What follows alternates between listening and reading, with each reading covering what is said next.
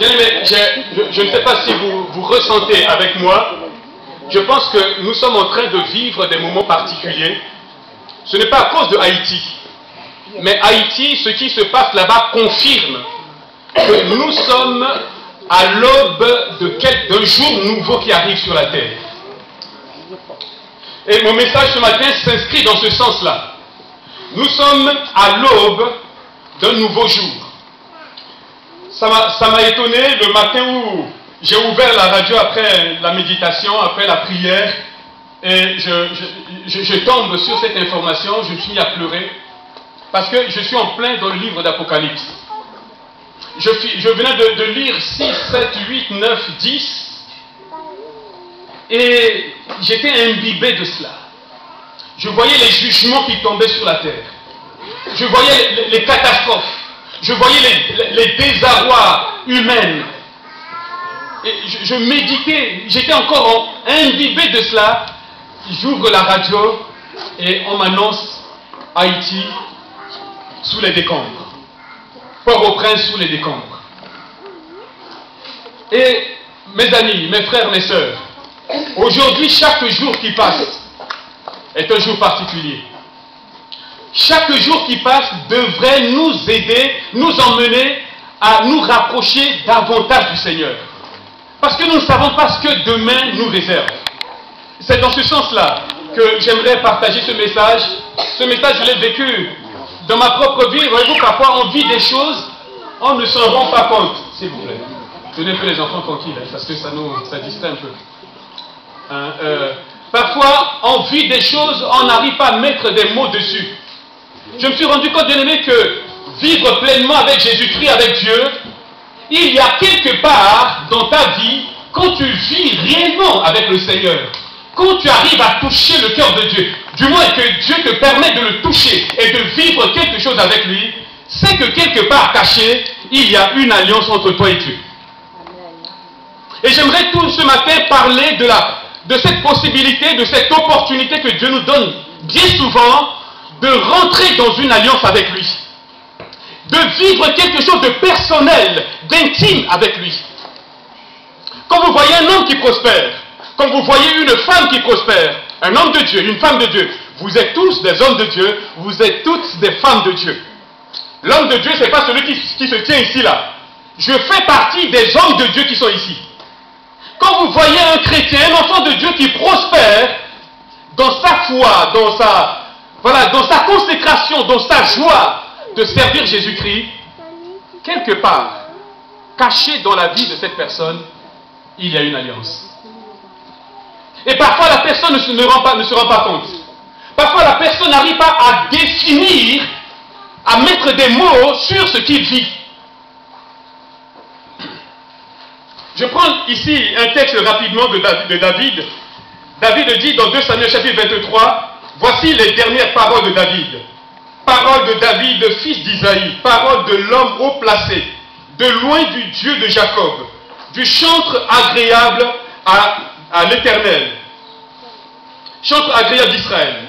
L'Esprit de l'Éternel parle par moi et sa parole est sur ma langue.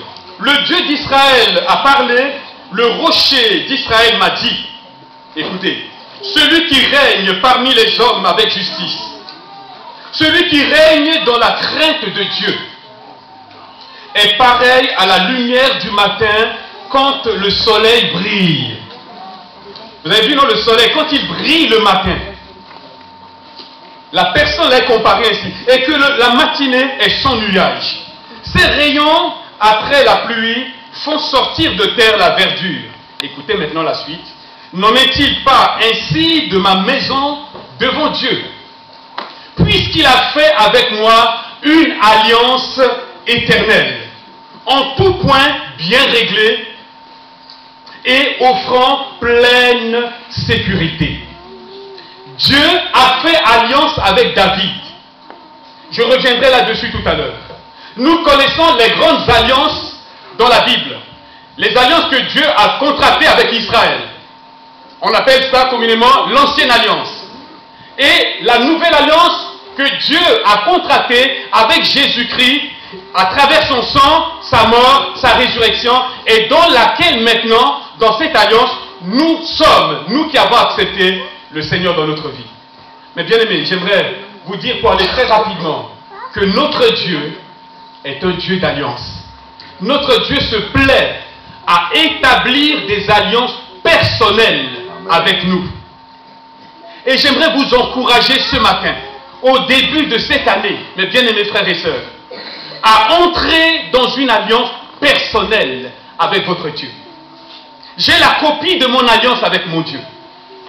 Tout ce que je lui ai écrit, je sais. J'ai signé, j'ai daté. J'ai cette alliance avec moi. Et vous savez, quand vous entrez dans l'alliance avec Dieu, Dieu entre également dans l'alliance avec vous. Qui vous touche, touche Dieu lui-même.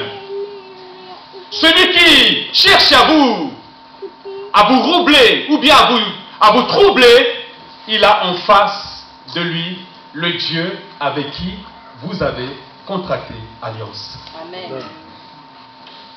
Seigneur, bien-aimé, c'est le secret. Le Seigneur, il aime contracter des alliances avec nous. David, je ne vais pas aller dans les détails, mais David était conscient que Dieu, le Dieu d'Israël, a contracté alliance avec lui, avec sa maison. Une alliance personnelle. Une alliance personnelle.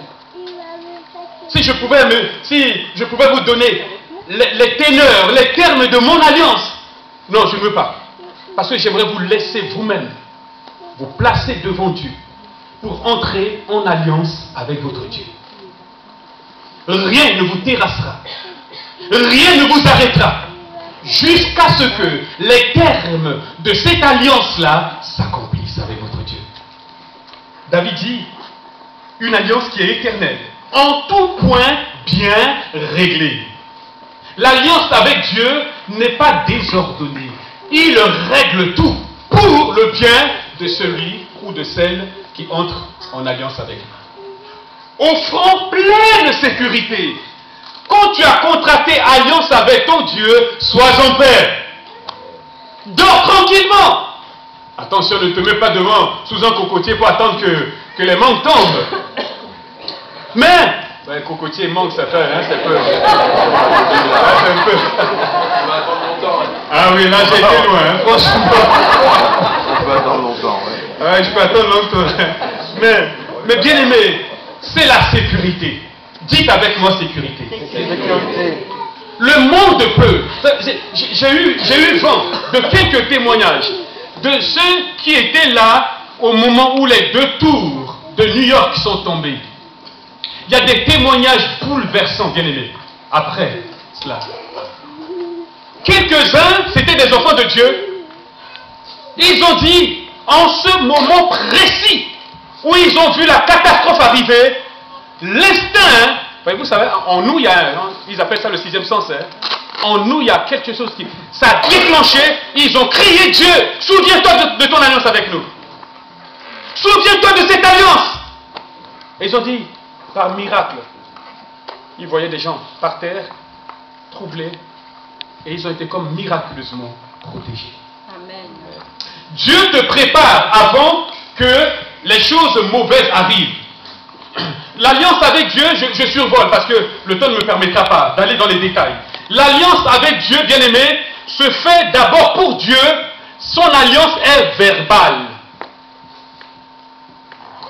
Parce qu'il est le Dieu de la parole. Et il est le Dieu de parole. Amen. Dieu ne ment pas. Il est impossible que Dieu vous mente, qu'il vous trompe, qu'il vous déçoive. Ce n'est pas possible. Souvenez-vous de ce texte que nous avons lu dans Hébreux chapitre 6. Il nous est dit que Dieu voulant montrer à Abraham qu'il, son engagement est unilatéral, qu'il ne reviendra pas en arrière. Dieu ne pouvant jurer par quelqu'un de plus grand que lui, parce qu'on ne peut jurer que par quelqu'un de plus grand. Dieu ne pouvant pas le faire, il a juré par lui-même en disant, certainement, certainement, je te rendrai fécond.